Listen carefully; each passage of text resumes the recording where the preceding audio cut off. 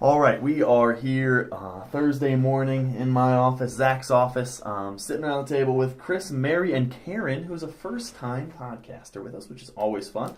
I know it's kind of funny because Chris and I have done this a bunch now, and when we ask sometimes people if they want to do it, it's like oh, I don't know, it can be a little intimidating. I feel like, and then it's like 5 minutes in, it's like it's good. I don't know. Maybe I should be more intimidated. Maybe. I feel like I might be the good example of the less aggressive and kind of a little more reserved conversation person. Oh, there you go. If you've got that in your small group, you can look to me. That's perfect. Say, hey, That's right. It's okay. It's all right. You still have something to contribute. Exactly. Karen, Chris, you've been on this a couple times, so I guess you can introduce yourself if you want. Hi, everybody. Hey, it's Chris. And I'm Zach, so you already know this voice. Mary, tell us a little bit. You've done this once, too, but tell us a little bit about you and what you do around Webster Gardens. And then, Karen, go ahead and just introduce yourself and tell us a little bit about what you do. And that kind of stuff. Okay. Well, I'm the office coordinator, and I provide administrative support to ministries. Mm-hmm. And you just shared with us a list because we don't even always know all of the things that we're supposed to go to you for. And it's like we just go to Mary. We kind of just go to Mary and Holly with everything. And it's like, hey, we don't know how to do this. Can you help us? I think so. This is good though. I'm glad you said it the way you said it, Mary, because to me anyway, what Mary and Holly and administrative folks like that do for people ministering is frees them to minister, and it's essential. It's totally essential. So thank you. Yeah, thank you. Seriously. And Karen, tell us a little bit about. Yeah, so I am Karen Kramer, and I've been here since about May.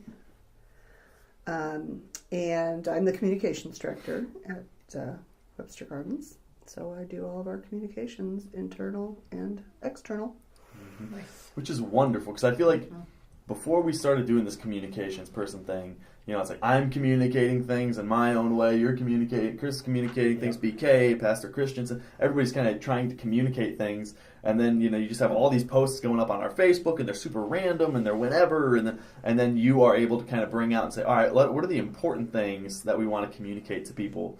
Because that's really difficult to figure out. We all think our own thing is important, right? Which it is, but you can only hear and pay attention to so many things, and I feel so bad for the congregation who's trying to figure out, all right, what do I really need to know that's going on at Webster Gardens and in the rest of my life. It's an area, to me anyway, it's an area where you don't know you need a gatekeeper until the gatekeeper shows up and you're like, oh, this is better. This is so much better. So it's so thanks for doing that. Yeah, absolutely. One thing you were doing was BK was looking at bringing in Jonathan McKee, right? Mm-hmm. There's no G. Okay. Yep. And to come in and talk about parenting kids with smartphones and kind of like parenting kids now and that kind of stuff, social media, all that kind of stuff. I was there, and Karen, you were also there. What was your takeaway from that, or what did you enjoy about it? Well, one thing I really loved is that so many people there. Yeah, and, that was that was really cool. On a snowy weekend. On a snowy weekend, you can tell this is a need. People who are parenting these kids. It's a whole new world. Right. I didn't, I always joke about that. My kids, your teenagers say to you, "Oh, you do not." They honestly believe you don't understand. And quite honestly, I don't understand. I didn't have this. I didn't have to deal with the social media, being so connected. Mm-hmm. So he was awesome, and his really big message was that it is our interactions with our kids, and that we've got to get in there and do the activity. They're sitting down playing those video games for too long. Sit down next to them. Show me what level you're on. Right. How you do that? Right. Just to get in there, even if they seem like they don't want you there. Right. Just to let them know that you're interested in what they're doing. That was a good takeaway. But like I said, the other thing I loved is that lots of women that I know from Lindbergh that don't go to this church were so happy we did this, and they came, and so I love that we were able to put that out to the community, right? Not just for us here. It was great to serve our members, but great that people told their friends, and then immediately friends were like, oh, yes, I need to hear about that. That's interesting because I don't think I realized. I mean, there were a lot of people who I didn't know there. Or didn't recognize. Right. But, but there's also still like a lot of people around Webster Gardens who I know I've been here 5 years, but there's a lot of people. I don't recognize them all. And so I don't think I realized that many people from the community were there, which is really neat. Yeah. I was talking to Chris, you about this a little bit recently, and I was thinking, I've been meeting with college students over Christmas break, and I watch them, and I'm a little blown away. They have their struggles and they have their issues, but I'm a little blown away with where they are emotionally and spiritually, right? Just like the decisions that they're making, the things that they're thinking about. Right. And I'm like, okay, why is this happening? Why are they this competent or this confident? And not that they're perfect. They are certainly struggling, but I think they're ahead of average. And I'm like, what's going on at Webster that's doing this? I'm like, BK does some pretty good things with middle school ministry. Yeah. He does. And high school ministry has some good things with some good role models that are involved there too. But I'm just like, I just look at like our parents, and they're not perfect. They could be better. And that's why we do things like this to help us help everybody improve. But like, I just look at, I kind of look at the Fords. I look at, obviously, Kim works here, so I get to chat with Kim. Debbie, like I just look at some of these different families, and I could go all the way down this list. Carnuth's, like there's so many people here. So if I'm not mentioning you, don't feel like they're not good parents. But there's so many that are doing so many great things. Yeah, and it's just like their parents love the kid. I mean, they spend quality time with them. They're invested in their life. They have honest conversations with them, and it just prepares these students, even though. The parents might tell me, my kid never listens. It's like, no, they're listening, and they're taking it, and they're using it. I don't know if it's good. We should jump into Corinthians probably, though. I like that. As you guys do your small groups, you might also notice that this is kind of how your small groups run, where you don't necessarily get to the meeting point right away. Perfectly fine. Just make sure that you guys are meeting those needs of the group and kind of, being there for each other. We're looking at 1 Corinthians 12, 1 through 11 today. We've got 7 questions written up. They'll be going out to small group leaders along with the link to the podcast today around 4 p.m. And everybody will kind of get that the questions, that kind of stuff. You guys got the questions maybe like 20 minutes ago. Yeah. Which is pretty good for me. That was early. It was early. You guys got to look at it for 20 instead of 3. Were there any questions as you guys looked here that you were interested in or you guys wanted to talk about? Well, I always like to talk about spiritual gifts. Yeah, I thought you might. I think in a way, sometimes we don't talk about it enough. I think the spiritual gifts are interesting because some of them seem to be things that we kind of understand really well, maybe. Right. So, like hospitality, I think everybody can put a finger on what that means and what it looks like. You've seen it. Yeah. You've maybe done it, or someone's done it for you, and so it's like, wow, yeah, okay. And then there's stuff like prophecy, which I won't. Right. Like I've had some training in some of that, and I won't unpack anything that I've gleaned over the years about that, but just to say that there's a lot of mystery to it. Right. Maybe a lot of misunderstanding or misconceptions about it, and so.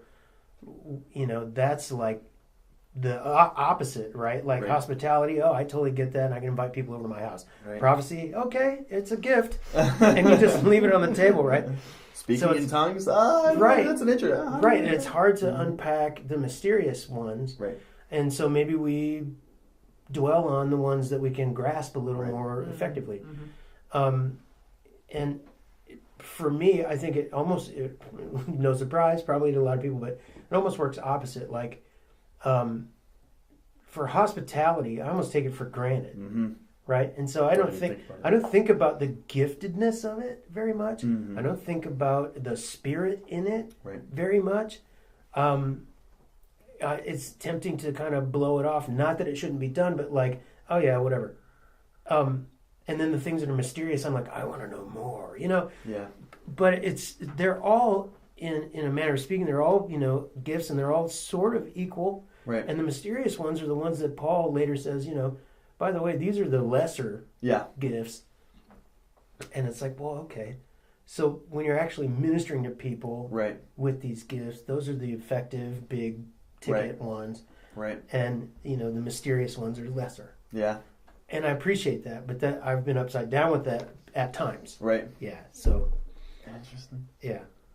Anyway, that didn't really say anything. No, but you don't have to. I mean, that's honestly, like, that's, you know, why our small groups meet, and is to just kind of work things out. And sometimes, like, you notice with me, I throw a lot of stuff out there and then realize there wasn't any need for that. You know? Right, I get it. But, like, you still have to, yeah. What struck me, actually, I'm going to leave this here. What struck me about these questions was the train of thought from 1 to 7. Yeah. Actually, not always do I get that, but Right. I liked how we kind of walked through the sequence of events through this first 11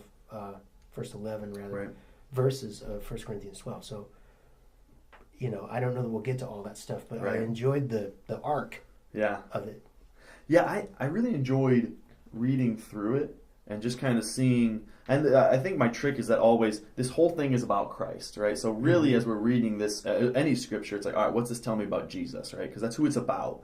And that's the primary goal, is to kind of, but also I'm going to take things and I'm going to learn them. So balancing this kind of like law versus this, you know, what do I do, which isn't always the intention, but it's a good thing to think about. Yeah. And again, balancing it with like, all right, what's this tell me about Jesus? Because I don't want to just ask every question, but like, so what's this verse tell you about Jesus? What's this verse tell you about Jesus? What's, you know, not that wouldn't be worthwhile, but it's just there's a lot of things that we need to talk about. And so as I'm running through and I kind of seeing the theme that runs through it, it's interesting. Let me jump to the third question, which is what do verses 4 through 6, which is when he's kind of talking about, you know, he gives, oh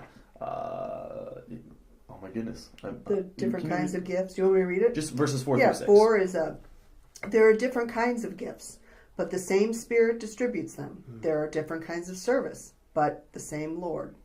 There are different kinds of working, but in all of them and in everyone, it is the same God at work. Good. So you look at those 4 through 6, and just like, I don't know, I guess thinking about what's that tell you about that community of believers? What's that tell you about the whole church? Maybe also Webster Gardens, but the capital C church. And then also, like, what does that kind of tell you about God as you guys read those verses? What struck me immediately was the diversity that's in there, but it's all connected, and it's all in unity with one. Yeah. And you look at our world, I mean, that's exactly absolutely what we are, you know. Right. And what we need. Yes. These verses to me, like later on, in just a little bit later in Scripture, we're going to talk about the body and how we're all part of the same body, and some are a foot and some are an eye and whatever.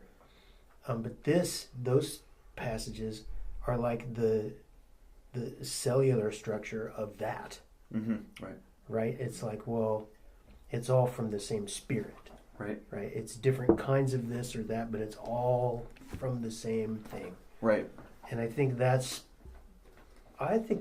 like we overlook this maybe frequently, kind of rushing to the body parts analogy, which is again pretty graspable. Right. You know, but I mean, this sets that up really nicely. So yeah, that hits me in the middle of the forehead. Yeah. I think a lot of times I think of too as like people being in control of the church, which to some extent, I mean, they certainly have influence on how people perceive God or how people perceive the church. But the idea that God is the only one determining who's getting spiritual gifts, and He's the only one giving them. Right. To make sure a check on your right. Right. And that all the things around the world, all the spiritual gifts, now the fake things or whatever, you know, the deceit is a different story, but all the things that are from Him are only from Him, right? It's not like people are out there having power that God didn't give them, right? Not in terms of these spiritual gifts, right? Right. And I just think like about the control or yeah, I guess the unity too that brings, worldwide across the church. Like God is really, He's the only one who's handing out the power. I'm glad you said that. There have been, and I've shared with you, Zach, before, but there have been experiences I've had. I've traveled a little. I'm not like Mr. Well-traveled, but I've traveled a little and experienced church in other countries and in other languages and all that stuff. And all of that just proved itself. That proved the scripture that it's all one spirit, right? And it's all part of one thing, because God looks like God to me. Right. Sounds like God to me everywhere that I've seen him. So, whether it's Eastern Europe or whether it's here, the culture doesn't have any impact really on who he is. Mm. And it's right. It's beautiful. Right. They might show a different side of him, or he might look different to the people, but he's the same. Right. Right. And I think though, if we're well traveled within 10 miles of where we are right now, you would see that. Yeah, you still see that. Right. Yeah. The expressions absolutely. are different everywhere. Yeah. But it's one spirit, and we might all speak English, but it may this vocabulary is slightly different than that. Right. Depending on even denominations. Right. Mm-hmm. So yeah, it's interesting to just see how that spirit is. Well, I would say it this way: God is so multifaceted, Right. and so infinite, right, and so creative, right, that we can see tons of different expressions of who He is, and still not see it all. Right. And it can be kind of in your own backyard, Right. So yeah, it's beautiful. I'm kind of working on this, and so as you guys listen, I might be rambling through some stuff, but again, feel free to ramble in your groups.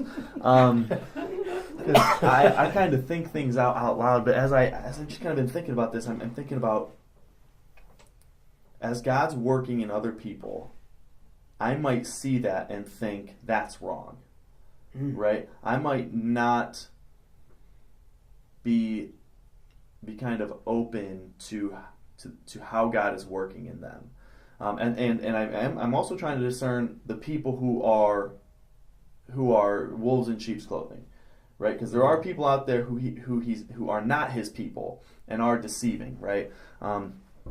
But the people who He is working in, He is the one working, and they might be working it out, they might be trying to figure it out, but I'm united with them.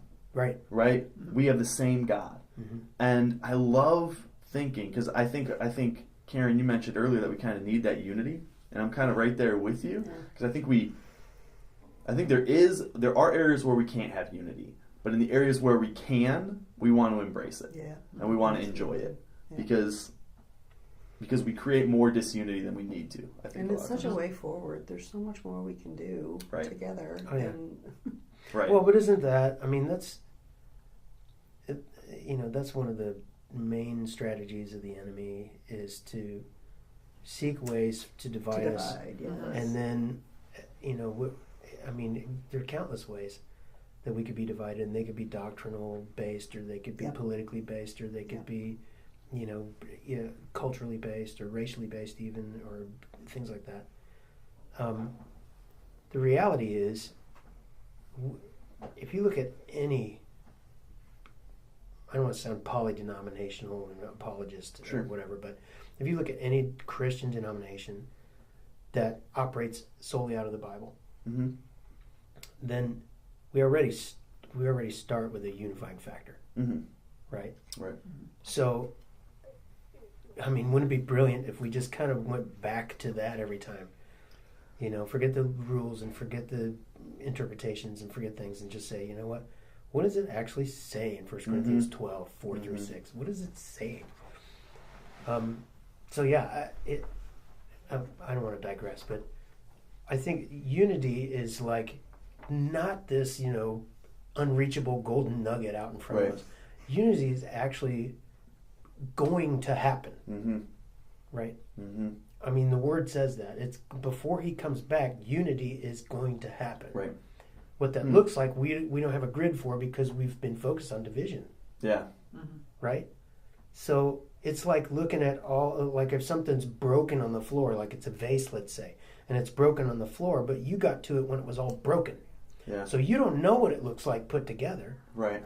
you can just tell, well, that's not right. Mm-hmm. You know, Good analogy. looks like some of that ought to go together. Yeah. And it might take many of us to figure out how the pieces actually fit back together, Yeah. and it'll take some time to do it. Yeah. So yeah, I think that's where we are now.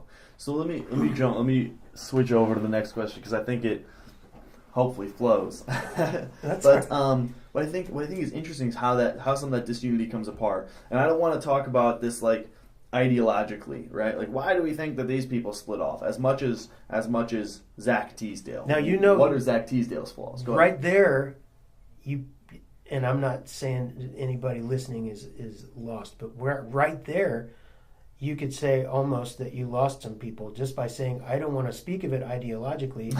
And there will be people who Thanks. think, well, how else are you going to speak about it? Yeah, no, I appreciate that. Yeah, Right? but I agree with you. Like, Right. we got to set that aside Right. to be able to mend this maybe. Right.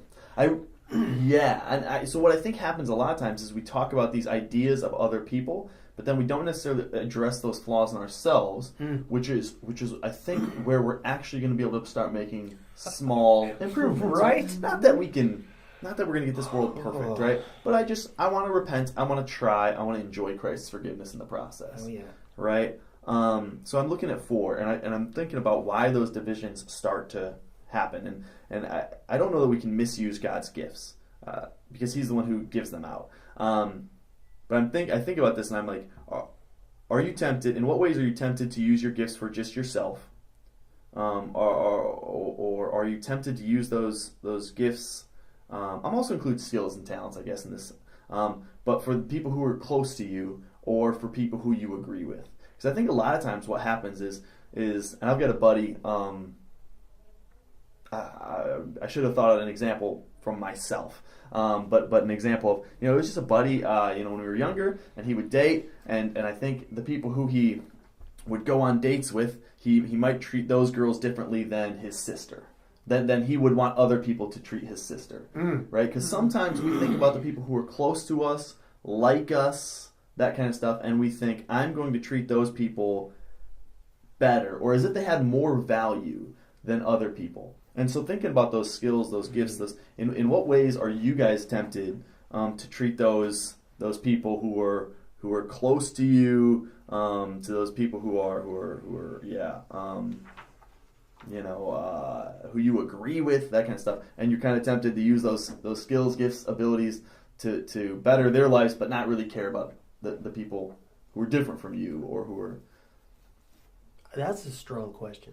Yeah, that's why I asked it. No, that's a strong question. Anyone? Yeah, no, it's a tough one. But I think about those. I think about sometimes those people who are like, it's really easy for me to here. I guess is small groups and friends, right? Who are the people who I'm really willing to give a lot to, right? In conversations, we're willing to meet up. I'll have them over my house. We'll go on vacations together, that kind of stuff. It's like people who are very similar to me, right? People who I enjoy their personality, they enjoy my personality. I'm not saying there's anything wrong with that necessarily, but there are some people out there who have a difficult time understanding people, right? Or understanding relationships. And so they never quite get to have those really good, deep ones, or maybe it's harder for them, that kind of stuff.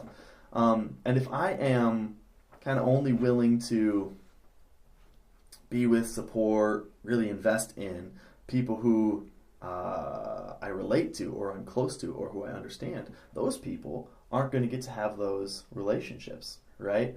And I think that's one of those things that I kind of have to wrestle with myself sometimes, to say, all right, I'm gonna invest in and have quality relationships with these other people, even though they're maybe not going to make me laugh that much, or they're not going to understand the same things that I'm understanding, or they're not going to I don't want to say just those things, but like we have very different personalities or something like that. Maybe they're way more introvert, I'm way more extrovert, or something like that. Well, and I think sometimes it's because it's easier. Yeah. Right. I mean, it's easier to, to share those gifts just with yourself or with people that are close to you. Yeah. Because also, you might not have as many demands put on you. Right.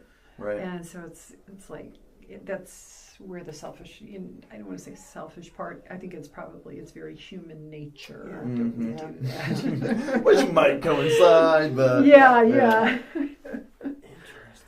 Yeah. You know, I think.